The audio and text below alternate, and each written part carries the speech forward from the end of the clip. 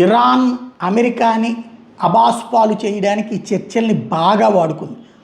వాస్తవంగా ఇరాన్ నుంచి బయలుదేరిన ఒక విమానంలో అమెరికా దాడుల్లో మొన్న స్కూల్ పిల్లలు చచ్చిపోయారు కదా, ఆ చనిపోయినటువంటి వాళ్ళందరి ఫోటోల్ని ఒక్కో సీటుకి ఉంచి ఇరాన్ పార్లమెంట్ స్పీకర్ గాలిబఫ్ తీసుకుని వచ్చాడు అక్కడికి.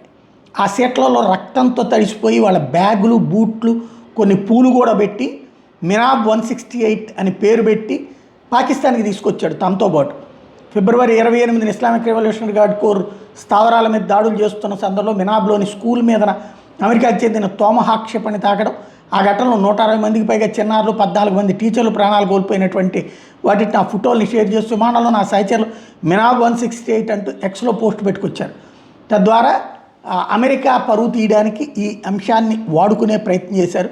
మరి అదే లెక్క అయితే కనుక ఇరాన్ చేసిన దుష్కృత్యాలు, వాళ్ళ దేశంలోనే లక్షల మంది ప్రాణాలు తీసిన రాక్షసులు వాళ్ళు. అప్పుడు ఎన్ని వేల విమానాలు పెట్టాలో వాళ్ళ కోసం.